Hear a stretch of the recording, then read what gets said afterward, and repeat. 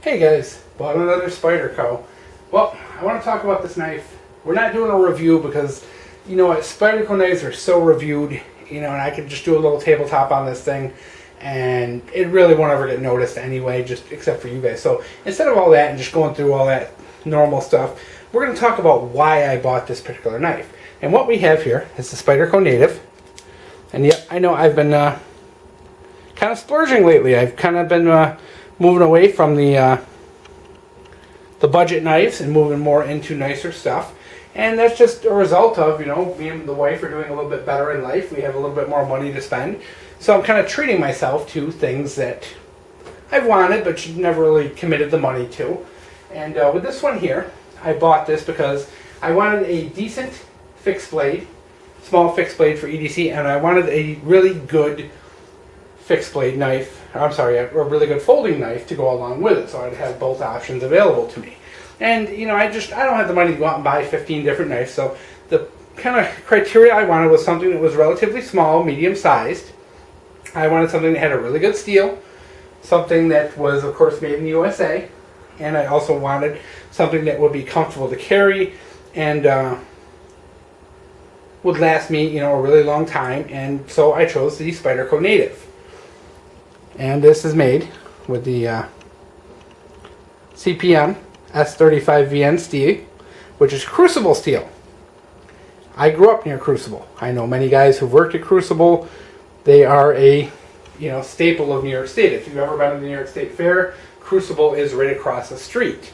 And at one point, I actually lived just down the road, literally a mile from Crucible, 10 years ago or so.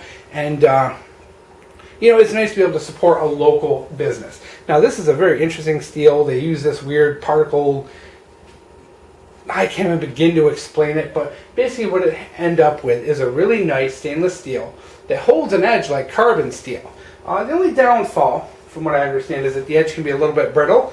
You don't want to be, prying or digging with a knife with this kind of steel, but I wanted something with really good edge retention, and this thing has it. Very good edge retention. Haven't had to touch it up yet. Now, granted, I have been babying it. I'll be honest. I've been babying it a little bit because kind of having a little bit of an affair with this little guy right now. But it's very typical of your Spyderco. That really nice. It holds really nice in the hand. Really nice grip to it. You got that jimping on the back. The really nice leaf-shaped blade. I went with the FRN handles. Able to get this a little cheaper. I think I paid around 80 bucks for this, which I know is a lot to you guys, but at the same time, this is what I wanted. I wanted a knife. I wanted this steel. This fit the bill. Fits in the pocket well. Very, very pleased. I want to get a deep carry pocket clip for this because I do prefer that. I do have one on my Endura now, but yeah, I really like this knife. Really like the feel. Very lightweight. Fits in the pocket well. Fits in the hand well. I really like that grip you get on it. It's really, really a nice grip. And it's a little stiff, locking mechanism. It's a little stiff. But it's worked its way, But I think this is just a fantastic little knife. I'm really in love with it. And when I come down to it, like I said, I wanted a knife with a really good higher end stainless steel that wasn't going to break the bank. And I was looking for value. And in the end, this is pretty much the cheapest S35VN steel on the market. I couldn't find any other knives that were cheaper. This is made in Colorado. It's, everything I'm looking for in the knife. It's made in the USA. It's got some local components.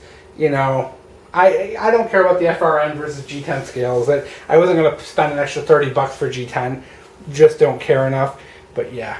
I had to have it, wanted that. And I might pick up another knife or two eventually in the future with the S30 steel, the CPM steel, Crucible particle magnetic or whatever. But yeah, very, very pleased with this guy. Very happy. Super, super happy. It makes, it really makes carrying an EDC knife exciting again when you pick up something like this. After years and years of kind of going budget, it is nice to finally be able to afford something a little nicer and have that with me. Is it the end of the world if you can't afford something like this? Absolutely not, guys. I've made do on knives made of all kinds of cheap steels, and my God, I spent much of my younger years with cheap flea market knives. They will do it. You know, as long as you're willing to sharpen the knife a lot, you know, anything will get you by. But at this point in life, I wanted something that really had some good performance, you know, something heirloom quality, and the Spyderco fit the bill.